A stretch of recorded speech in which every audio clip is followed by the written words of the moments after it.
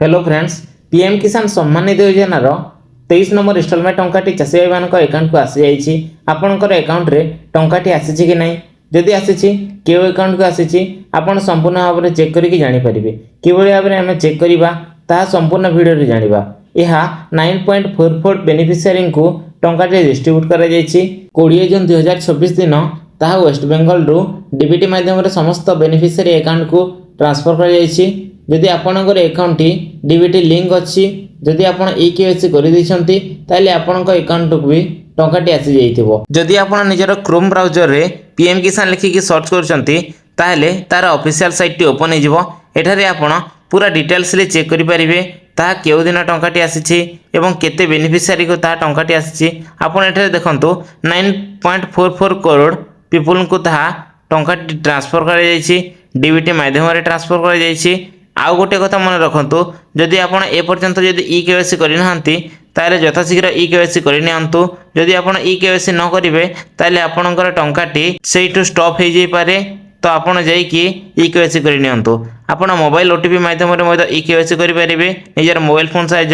जदि आप जानीपारना ताले निजर नियरेस्ट सीएससी केंद्र बा जनसेवा केंद्र को जातु। सेठारे से माने आपनको निजर बायोमेट्रिक्स साइजरे ई-केवाईसी करके देदेवे। The honourable prime minister will release the 23 instalment of PM Kisan on 20 जून 2023 फ्रॉम तारकेश्वर हुबली वेस्ट बेंगल। वेस्ट बेंगल ठारू 23 नंबर इंस्टॉलमेंट टी आपनको डीबीटी माध्यम रे ट्रांसफर करा जायछि। आपण माने निजे मोबाइल फोन साइज रे मध्ये याको चेक करि परिबे, नचेत आपण बैंक को जाइकी आपणकर बैंक पासबुक को प्रिंट कर नियंतु। सेठारे आपनको शो करि जिवो। जदि आपण जानि परनाहंती ताहेले एही वेबसाइट रे आपण निजर फार्मर रो list, farmer e KYC, new farmer registration आपणकर जहाँ भी किसी अपडेट करिवार अछि सब करि परिबे। फोन नंबर मध्ये एठार अपडेट करि परिबे। जदि आपण नुआ आवेदन करिसंती पीएम किसान पई तार स्टेटस मध्ये एठार आपण चेक करि परिबे। यह होछि पीएम किसान रो ऑफिशियल वेबसाइट। आज आम ए वीडियो रे चेक करके जानिबा आपणकर पीएम किसान टंकाटी आसीछि कि नहीं एवं जदि आसीछि केउ अकाउंट रे आसीछि। चलंतु देर न करी वीडियोटी को स्टार्ट करिवा।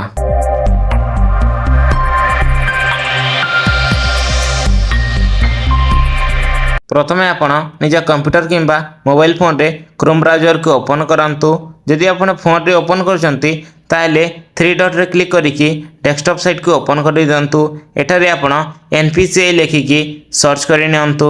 एठारे आपण देखि पारुथिबे national payment of corporation of India रो ऑफिशियल साइट टी ओपन हो जिवो। सेठारे आपण क्लिक करिकी ओपन करि नियंतु। ओपन कला परे तार इंटरफेस किछि ए भलिया देखा जिवो। यह होछि एनपीसीआई रो ऑफिशियल वेबसाइट। एठारे आपण निजर डीबीटी स्टेटस को चेक करि परिबे, आधार सीडिंग बा डीसीडिंग करि परिबे। ऊपरे आपण देखि पारुथिबे कस्टमर, सेठारे आपण क्लिक करंतु।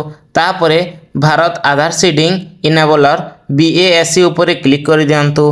तापरे या प्रोसेसिंग नेबो एवं न्यू इंटरफेस टी ओपन हो जिवो। एठारे आपण किछि समय वेट करंतु। वेट कला परे तार नेक्स्ट पेज टी रिडायरेक्ट हो जिवो। एठारे आपण देखि पारुथिबे आधार सीडिंग डीसीडिंग करि परिबे, अकाउंट डिटेल्स चेक करि परिबे, आधार मैपिंग स्टेटस चेक करि परिबे, मैपिंग रो हिस्ट्री चेक करि परिबे एवं रिक्वेस्ट को आपण चेक करि परिबे। आपण आधार मैप स्टेटस ऊपर क्लिक कर दियंतु। क्लिक कला परे देखंतु एठारे आपनको निजर आधार नंबर देबा को पड़िबो। 12 डिजिट रो आधार नंबर को आपण निर्भुल भाव में एठार टाइप कर दियंतु। टाइप कला परे आपण तलक को स्क्रॉल करंतु। स्क्रॉल कला परे एठारे आपनको गोटे कैप्चा मिलिबो। एई कैप्चा को आपण तले टाइप कर दियंतु। जदि आपण कैप्चा को पढ़ी पारनांती ताले रिफ्रेश ऑप्शन से सेठारे आपण क्लिक करिकी न्यू कैप्चा आनी परिबे एवं कैप्चा को निर्भुल भाव में टाइप करि परिबे। टाइप कला परे चेक स्टेटस ऊपर क्लिक करंतु। चेक स्टेटस ऊपर क्लिक कला परे आपणकर रजिस्टर मोबाइल नंबर रे गोटे ओटीपी आसीबो। से ओटीपी टी को एठारे टाइप कला परे आपणकर आधार मैप स्टेटस शो करिवो। एठारे आपण निजर आधार नंबर को एठारे देखि परिबे लास्ट 4टी डिजिट। तापरे आपण नेक्स्ट तल को देखंतु mapping status enable for DBT. जदि आपणकर एही भलिया शो करूछि इनेबल फॉर डीबीटी ताले आपणकर अकाउंट रे टंकाटी आसी जाइछि।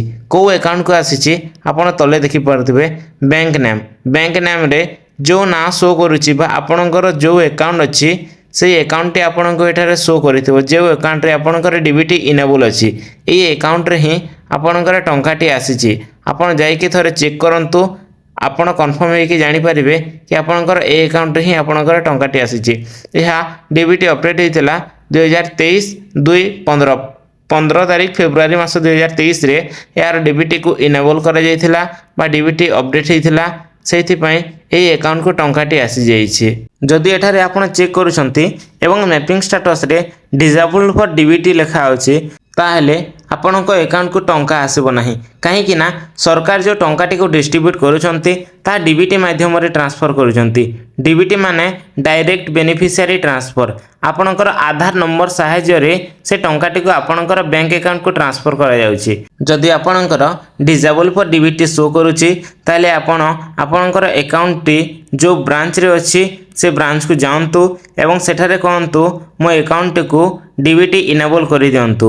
ବ୍ରାଞ୍ଚ ମ୍ୟାନେଜର ଯିଏ ଅଛନ୍ତି ସେ ଆପଣଙ୍କର ଆକାଉଣ୍ଟଟିକୁ ଡିବିଟି ଇନେବଲ୍ କରିଦେବ ଏବଂ ଆପଣଙ୍କର ଟଙ୍କାଟି ସେଇ ଆକାଉଣ୍ଟକୁ ଆସିବ।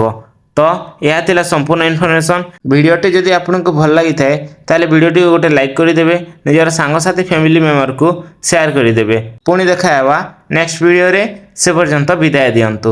ଧନ୍ୟବାଦ।